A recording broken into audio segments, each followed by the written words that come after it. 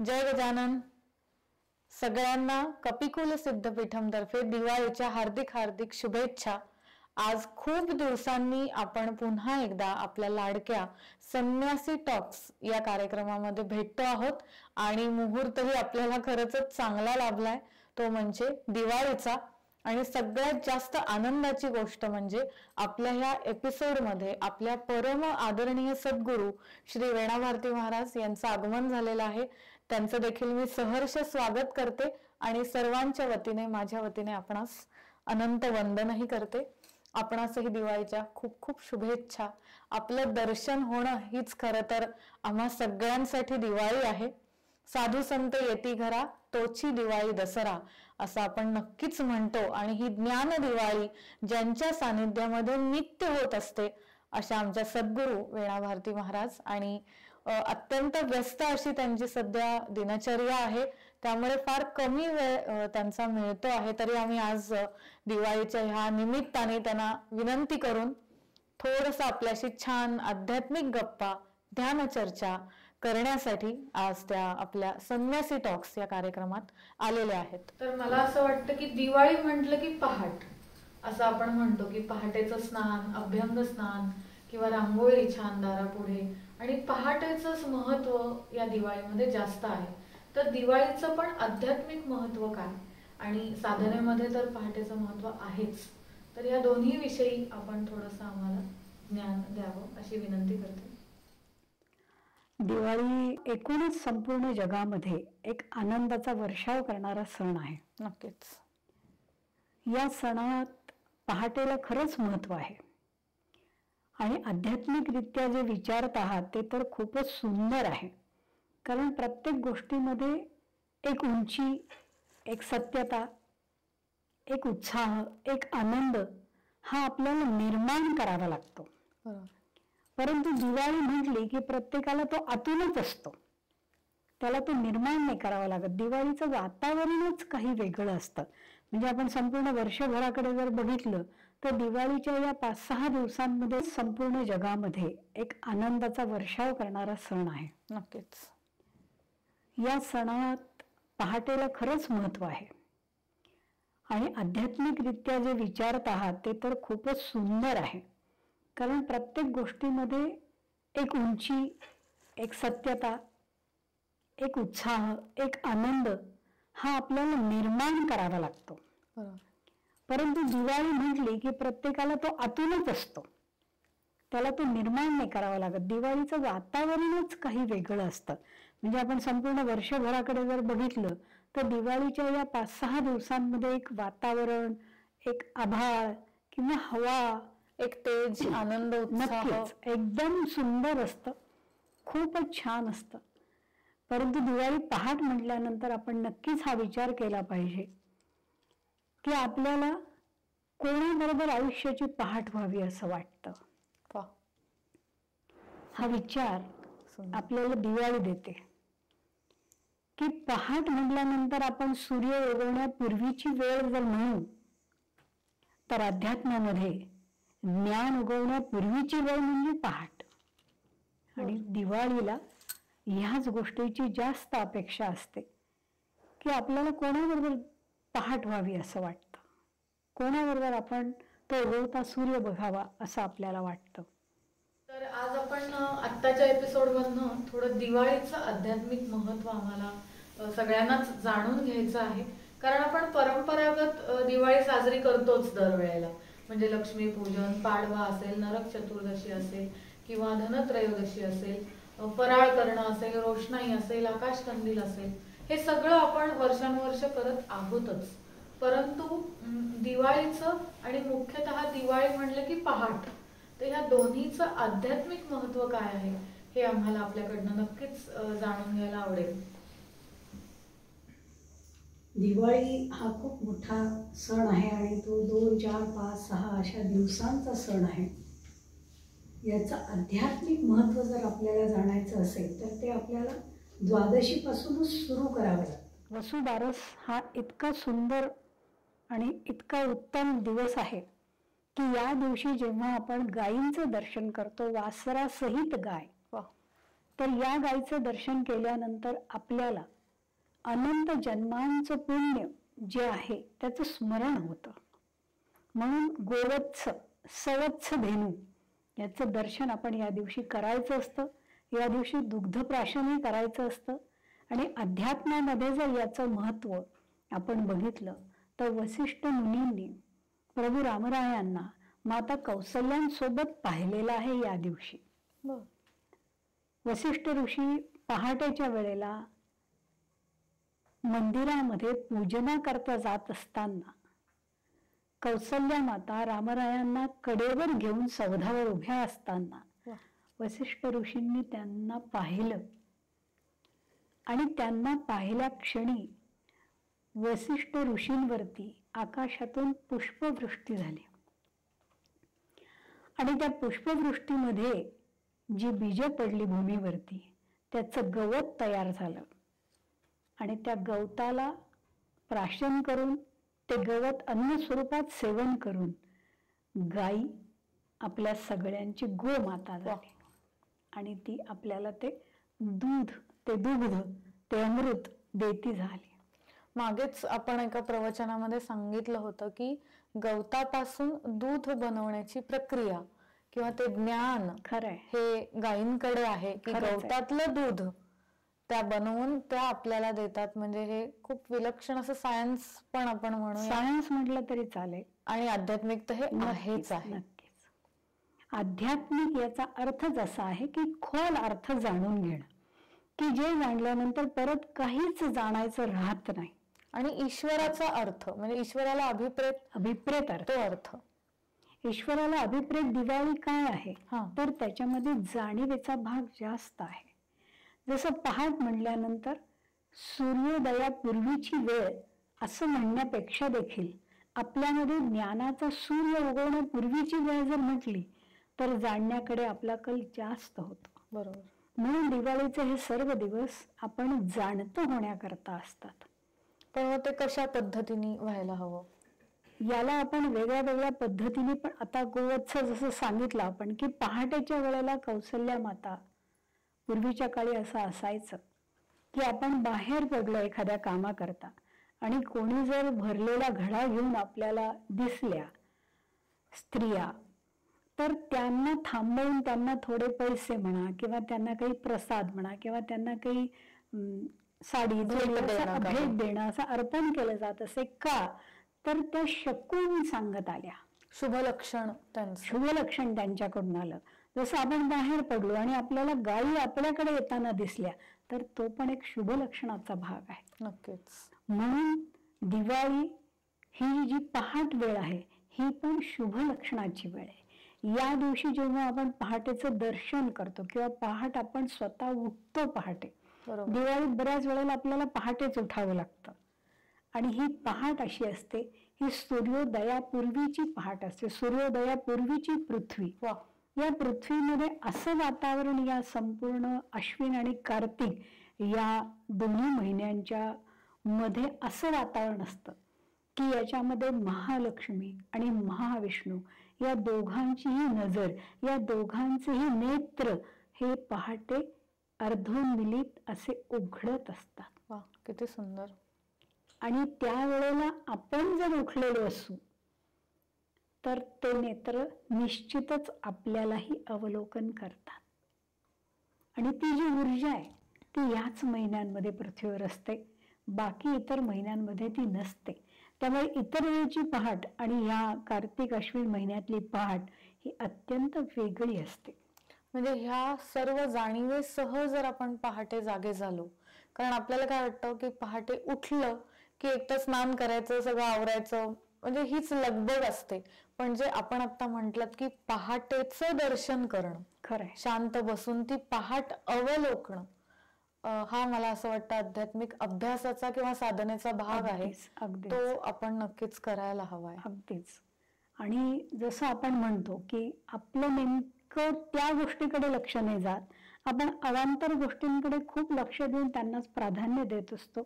परंतु जसं आपण असा विचार करू की आपण दसऱ्याला जसं यंत्रपूजन करतो, आपल्या वस्तूंचं पूजन करतो, तसं अध्यात्मामध्ये असं म्हटलं जातं की आपण दसऱ्याला आपल्या हातांचं पूजन केलं पाहिजे, डोळ्यांचं पूजन केलं पाहिजे, कानांचं पूजन केलं पाहिजे, पायांचं पूजन केलं पाहिजे, की त्यांच्यामुळे आपण, ते तर आपले पहिले शस्त्र यंत्र सगळं आहे. म्हणजे ह्या पद्धतीने आपण पाहिलं पाहिजे. जसं लक्ष्मीपूजन, ज्याच्यासाठी सगळ्यांना एक वेगळ्याच प्रकारचा आनंद असतो, त्याचीच आपण वर्षभर म्हणजे सगळेच जण वाट बघत असतो की लक्ष्मींचं पूजन. खरंय. आणि ते धूमधडाक्यात होत असतं, भरपूर फटाके, भरपूर मज्जा, भरपूर एकमेकांकडे जाणं येणं, भेटी. दिवाळी व्यवसायाच्या दृष्टीने पण लक्ष्मीपूजन खूपच महत्वाचं. अगदी. आणि आपलं म्हणजे व्यापारी लोकांचं पण हे वर्ष त्या लक्ष्मीपूजनाच्याच वेळेला बदललं जातं. वह्या वगैरे या मुहूर्ताला खरंच महत्व आहे. परंतु आपण ह्याहीकडे लक्ष दिलं पाहिजे की लक्ष्मी म्हणजे काय. लक्ष्मी, माता लक्ष्मी, महालक्ष्मी म्हणजे काय. तर पहिल्या अध्यात्मातला अर्थ असा आहे की मंथनाशिवाय लक्ष्मी मिळणं शक्य नाही. वा, सुंदर. मंथन झालं पाहिजे. आणि ते मंथन जेव्हा होईल तेव्हाच महालक्ष्मींची प्राप्ती होते. वा. आणि या मंथनाची सुरुवात ही कोजागिरी पौर्णिमेला होते. कोजागरती त्यांचा प्रश्न असतो आणि त्याचं उत्तर आपल्याला अमावास्येला मिळतं. बर. कोजागरती, कोण जागा आहे, कशा करता जागा आहे. तर आपण लावलेला दिवा आणि त्याने लावलेला दिवा, या दोघांमधलं जे अंतर आहे ते रात्री जो कापू शकतो आणि पहाटेला भेटू शकतो, गाठू शकतो पहाट, ते अत्यंत महत्वाचं. म्हणून नवरात्रामध्ये तो दिवा 9 रात्र लावायचा. पण आपण लावलेला दिवा आणि त्यांनी ईश्वराने लावलेला दिवा म्हणजे भगवान सूर्यनारायण किंवा अंतरंगातला दिवा, अंतरंगातला दिवा. तर हा दिवा आणि तो दिवा ह्याच्यामध्ये तो प्रकाश कुठेतरी लपलेला आहे. म्हणून ही जी सुरुवात होते लक्ष्मीपूजनाची ती कोजागिरीला होते आणि त्याचं उत्तर आपल्याला लक्ष्मीपूजनाला मिळते. आणि असं होतं की आपला कल हा सतत काहीतरी करण्याकडे राहतो. दिवाळी आली की फराळ करायला घ्यायचा, स्वच्छता करायला घ्यायची, आवरायला घ्यायचं, किंवा काही सगळी ही लक्ष्मीपूजनाची तयारी, वह्या काढणं, म्हणजे काहीतरी सतत करायचं. पण आपण असं सण आला की शांत बसून तो अवलोकायचा, त्याचा अभ्यास जाणायचा किंवा अर्थ जाणायला हवा त्याचा, शांत बसून हेच आपल्याला उमगत नाही. काहीतरी जेवणातलं पदार्थ, फराळ, नैवेद्य, म्हणजे काहीतरी आपण कर्मामध्ये स्वतःला इतकं गुंतवून घेतो की आपल्याला त्या तो अर्थ जाणण्यासाठीची शांतता आपण घेत नाही. तर ह्यासाठी काय अजून आपण दिवाळीत कसं काय करू शकतो? खरं तर लक्ष्मीपूजन ही जी गोष्ट आहे, आपण विचार करायला हवा की आपण दिवाळीमध्ये खूप फराळ करतो. म्हणजे लाडू, करंज्या, चिवडा, चकली, भरपूर फराळाचे खूप पदार्थ असतात. आणि आता तर या नवीन युगामध्ये पदार्थांमध्ये अजूनच वाढ झालेली आहे. वेगवेगळ्या पद्धतीची त्याच्यामध्ये अजून निरनिराळ्या चवी आलेल्या आहेत, पद्धती आलेल्या आहेत. पण तरी देखील लक्ष्मीपूजनाला मात्र आपण महालक्ष्मींना लाह्या आणि बत्तासे हा नैवेद्य दाखवतो. आपला अभ्यास इथून सुरू झाला पाहिजे की का बरं लाह्या, कारण काय. सगळीकडे लाह्या बत्तासे, दुसरं काहीही नैवेद्य नसतो. न पेढे, न बर्फी, न बासुंदी, न श्रीखंड, इतर वेळेचं बेसन लाडू, रवा लाडू काहीच नसतं. ज्या महालक्ष्मींसाठी आपण इतके धडपडतो, एवढं सगळं करतो, त्याला लाह्या का आवडतात हा एक खूप मोठा भाग आहे. आपण तो नंतर कधीतरी नक्कीच, पण थोडक्यात जर आम्हाला सांगितलं आता तरी जर आवडेल सगळ्यांनाच, मला असं वाटतं. थोडंसं आपण त्याचा जो मूळ गाभा आहे तो आपण नंतर नक्कीच उलगडू. परंतु लाह्या का बरं आवडतात, तर लाह्या हा जो पदार्थ आहे तो दुधावर तरंगणारा आहे. लाह्या दुधामध्ये बुडत नाही. तुम्ही किती टाकलं, प्रयत्न केला तरी ते तरंगतं. तर जे दूध, जी वत्सलता आपल्याला आपल्या आईकडून मिळते, मातेकडून मिळते, गोमातेकडून मिळते, त्या वत्सलतेने आपण हलकं व्हायला हवं. आपले विचार, आपलं आचरण असं हलकं, सहज, तरंगणार व्हायला, तरल व्हायला. आजकाल असं झालंय की आजकाल असं म्हणूया किंवा काय मानव म्हटला की विविध स्वभावांचे पैलू किंवा विविध वृत्ती त्यांनी जडत्व आहे. नक्कीच नक्कीच सात्विक गुण असतील तर त्याचा तो आपण म्हणत आहात तसा हलकेपणा येतो. पण रज आणि तम असे जर गुण असतील तर ते जडत्व नक्की येतं. त्यामुळे त्या दोन गोष्टी कमी करून सात्विकता आपल्यामध्ये जेवढी वाढवता येईल, आणि ती अर्थातच सद्गुरु सेवेनी किंवा या ज्ञानानेच ती सात्विकता येत जाईल आणि आपण तरल किंवा हलके होत जाऊ. खरंय. आणि लक्ष्मीपूजनाच्या दिवशी खऱ्या अर्थाने जर आपल्याला लक्ष्मीपूजन करायचं असेल, म्हणजे आपल्या मूळ ठिकाणी जिथे आपला आरंभ झाला, आरंभ त्या ठिकाणी जाऊन जर आपल्याला लक्ष्मीचं पूजन करायचं असेल तर खऱ्या अर्थाने हे पूजन आपण अश्वत्थाचं करायला हवं. बर. अश्वत्थ ही या संपूर्ण विश्वाची लक्ष्मी आहे.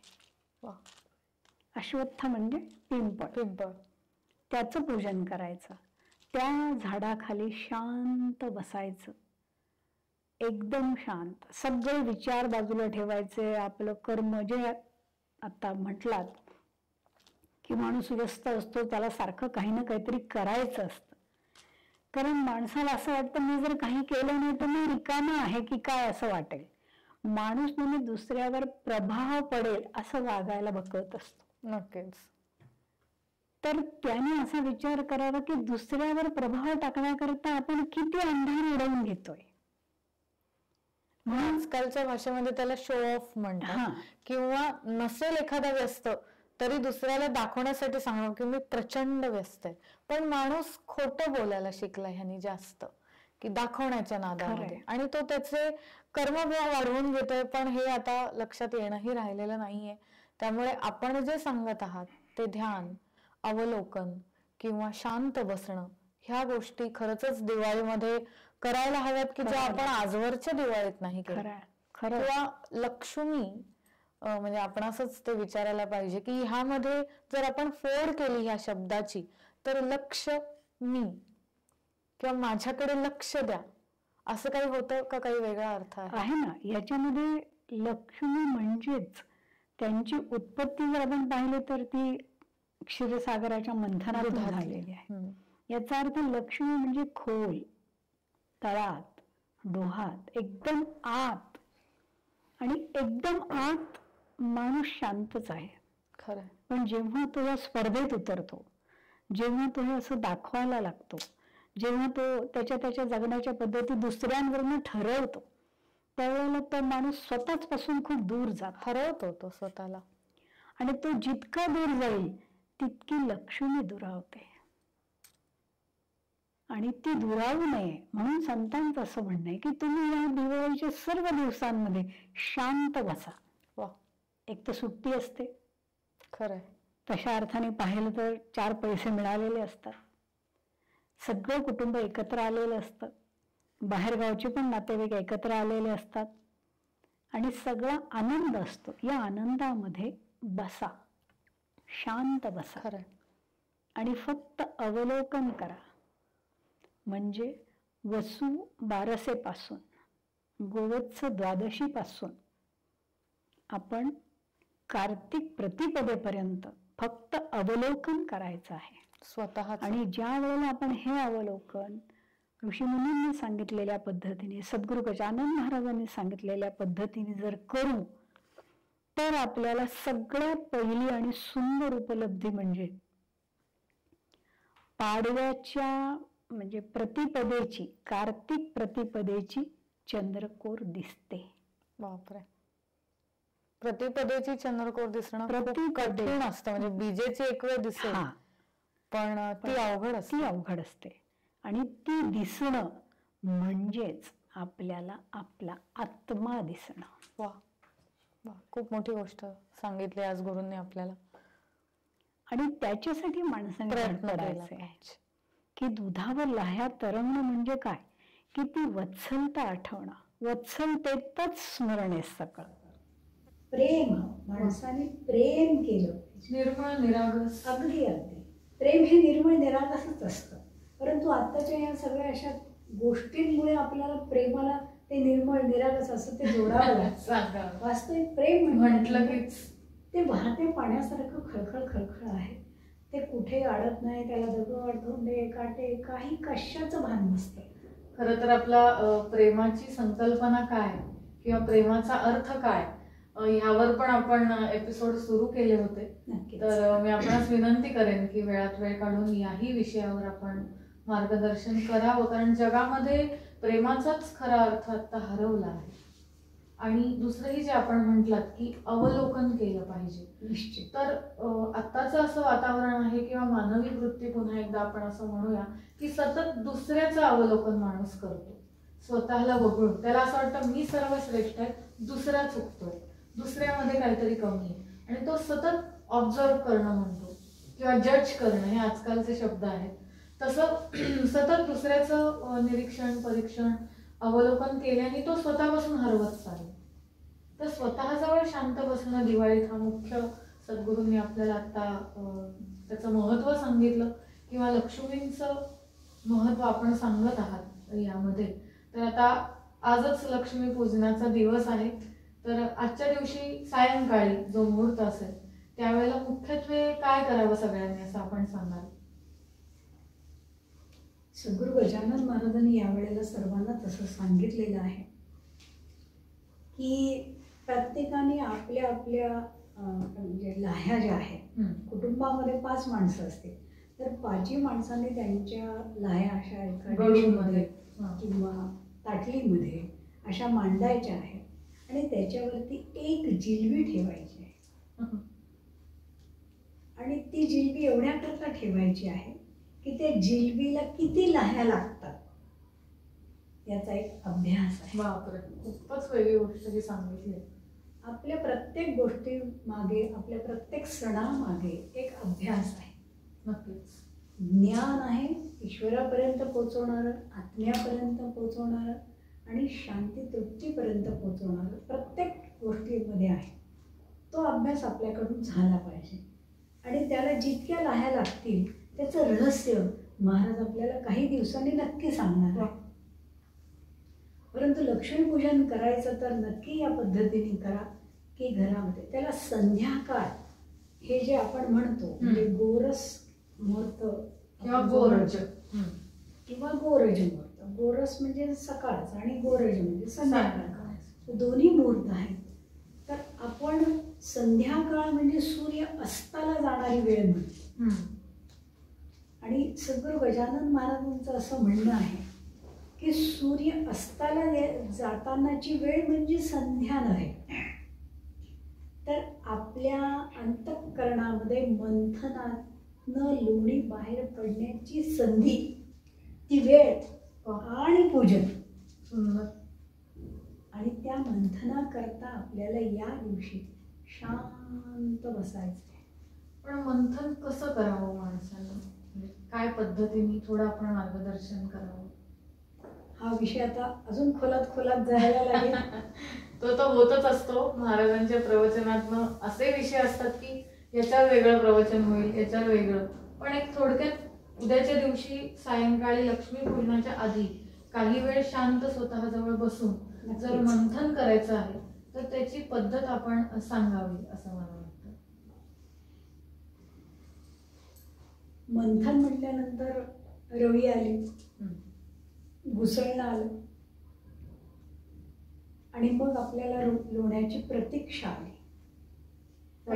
आपण किती घुसळलं तरी लोणी कधी येणार किती वेळ आपल्याला ते करावं लागणार सांगू नाही शकत. जे चोरायला भगवान श्रीकृष्ण येतात, सुंदर, ते लोणी येण्याची प्रतीक्षा हीच आपली धनतेरस असते. तेच आपलं धन आहे की ही प्रतीक्षा, लोणी येण्याची प्रतीक्षा.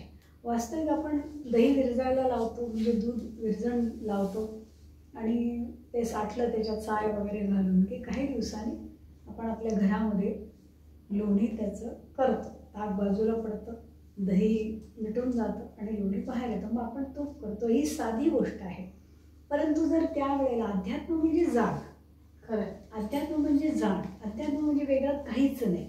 जिथे आहात तिथे जागे राहा, बस एवढंच अध्यात्म म्हणतात आणि ह्यालाच अध्यात्म म्हणतात. बाकी अध्यात्म काहीच वेगळं नाही.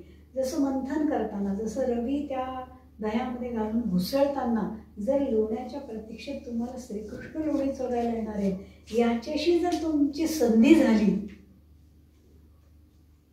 तर तुमची तिथेच यमुना व्हायला सुरुवात झाली आणि ती भेटही तिथेच होईल. अवघड काहीच नाही, फक्त आपण जागे नसतो. आणि स्वतःचंही मंथन, म्हणजे माझ्यामध्ये काय चांगलं आहे काय वाईट आहे त्याची घुसळण करून ते सत्व किंवा चांगलं लोणी स्वरूप म्हणूया की ते वर काढणं आणि ते घ्यायला श्रीकृष्ण येणार हा अर्थ आपण म्हणजे सगळ्यात महत्वाचं, ज्या दुधावरती लाह्या तरंगतात त्या दुधाला आपण नासवतो. हीच मुळात प्रक्रिया फार कठीण आहे, समजून घेणंही अवघड आहे माणसाला, परंतु हे नासवलं जातं आणि नासवल्यावर मग आपण मंथन करतो. तसंच होतं ना की एखाद्या आयुष्यामध्ये जेव्हा आपल्याला धक्का बसतो, वाईट प्रसंग येतो किंवा आपला अपेक्षाभंग होतो, तेव्हाच कुठेतरी आपण सावध होतो आणि विचार करायला लागतो, थोडक्यात घुसळायला लागतो. आणि त्याच्यामध्ये असं होतं की आपण बऱ्याच वेळेला मानवी मन आहे, मानवी वृत्ती आहे की स्वतःला सांभाळत आपण दुसऱ्याचं परीक्षण करत राहतो. घुसळणं म्हणजे स्वतःचं परीक्षण करायचं आहे की माझं काय चुकलं, काय चुकतंय, माझं काय चुकतंय, माझं काय बरोबर येतंय आणि मी कसं वागायला हवं. समाज नावाच्या समुद्रामध्ये जर मला मिसळायचंय आणि त्यातनं जर मला महालक्ष्मींसारखं ते रत्न मिळवायचं आहे तर मी सूर आहे का असुर आहे, का मी नागाची सर्पराजाची मदत घेऊन मी हे काय करतोय. म्हणजे मी ती लक्ष्मी मिळवण्याकरता मी सापाला पण जेरीला आणलेलं आहे. मी सूर पण आहे, मी असुर पण आहे, मी दोन्ही आहे, पण मला विष नको आहे. पण तो असुर मिटवून त्या सुराला आपल्याला वर काढायचं आपल्यात न. हा, पण हे सगळं मंथन आहे. माणूस सूर आणि असुर या दोन्हीमध्ये स्वतःला पाहायला शिकलं पाहिजे. त्याला सूर असायला आवडेल पण तो असायला असुर असतो. त्याचं मन, त्याचं वैयक्तिक विचार, त्याचं वागणं या सगळ्या गोष्टी त्याने त्याचं परीक्षण करावं. म्हणून छोटंसं सांगायचं, खूप याच्यावर विचार दिवाळीच्या दिवसात आपण नाही करायचा, परंतु छोटंसं सांगायचं तर असं की प्रत्येक गोष्टीची दखल घ्या. खरं, आपल्या आजूबाजूच्या प्रत्येक गोष्टीची दखल घ्या. आपलं मन विशाल करायला शिका. कृतज्ञता हा आपल्याकडे असला नक्कीच. आणि मन हे विशाल झालं पाहिजे. शेजारी सुंदर रांगोळी काढली आहे, म्हणा छान काढली आहे, सुंदर. आपण म्हणताय ती गोष्ट खरंच खूप महत्वाची आहे.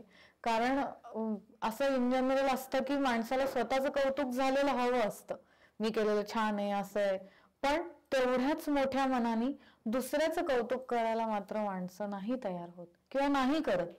त्याच्या मागे काय रिझन आहे मला माहित नाही. तो मोकळेपणा, तो खुलेपणा की जेवढं मला माझं कौतुक केलेलं हवंय तेवढंच मी दुसऱ्याचंही करायला पाहिजे मोकळेपणाने. पण तिथे अहंकार आडवा येतो किंवा काय होतं मला माहित नाही. तर आपण म्हणताय तसं हा वृत्तींवर बदल होणं हेच खूप जास्त महत्वाचं आहे. म्हणजे परमेश्वराला अभिप्रेत हे आहे. आणि याविषयी पण आपल्याला एपिसोड नक्कीच करायचे की मानवी वृत्ती असणं स्वाभाविक आहे पण त्या दैवी होऊ शकतात. अर्थातच जेव्हा त्याला सद्गुरूंचं मार्गदर्शन मिळेल, त्याला ज्ञान मिळेल, ती जाग येईल, तेव्हा त्या वृत्तीच दैवी नक्कीच होऊ शकतील जर आपण प्रयत्न केला तर. तर सद्गुरूंकडनं किती ज्ञान घ्यावं हे याला काही मापदंड नाहीये. त्याला सगळं ब्रह्मांड कमी पडेल याच्याही पेक्षा जास्त ज्ञान सद्गुरूंकडे आहे. आणि माझी वारंवार त्यांना अशी विनंती असते की आपण आम्हाला असा हा वेळ देत राहावा आणि आपलं हे ज्ञान सगळ्या जगापर्यंत पोहोचावं. कारण नक्की काय करायचंय हेच आजकाल हा संभ्रम झालाय. हा हे सांगतो, हा ते सांगतो, नक्की काय करायचं, सत्य काय, ईश्वराला नक्की काय हवंय हे नक्कीच आपल्यासारखे ईश्वराला प्राप्त केलेले संतच आम्हाला सांगू शकतात. आणि छोट्या छोट्या गोष्टी ज्या आपण करू शकतो, जे बदल ते आपण नक्कीच त्याची सुरुवात केली पाहिजे. तर आजच्या दिवशी हे खूप छान मार्गदर्शन मिळालेलं आहे की पहाटेचं अवलोकन आणि लक्ष्मी पूजनाला लाह्यांवर जिलबी ठेवणं, किती त्याला लाह्या छान मजा हो चिकटतायत ते बघणं, त्याचा अभ्यास, एक मंथन स्वतःच करणं, स्वतःमध्ये काय असुरी वृत्ती आहेत किंवा किती दैवी गुण आहेत ह्याचं स्वतः परीक्षण करणं. आणि ह्या सगळ्या गोष्टी नक्कीच छान आपण करू शकतो. आणखीनही आम्हाला नक्कीच जाणून घ्यायला आवडेल. तर आजच्यासाठी हा अभ्यास आपल्याला दिलेला आहे, गृहपाठ आपल्याला दिलेला आहे, आजच आपल्याला तो करायचा आहे सगळ्यांना.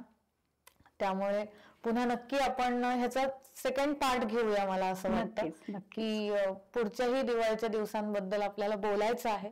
तर आत्ताचा हा एपिसोड आपण इथेच थांबवूया, पण कुठेही जाऊ नका, आपण ह्याचा दुसरा पार्ट पण घेणार आहोत. त्यासाठी आपल्या सगळ्यांचं लाडकं हे कपिकूल चॅनल नेहमी बघत राहा, सबस्क्राईब करा आणि आपल्या सगळ्या नातेवाईकांना आणि ओळखीच्यांना शेअर करा ह्याची लिंक, जेणेकरून त्यांना देखील हे ज्ञान मिळेल, ते देखील ह्या सणाचा लाभ घेऊ शकतील, सद्गुरूंचं दर्शन त्यांना घेता येईल.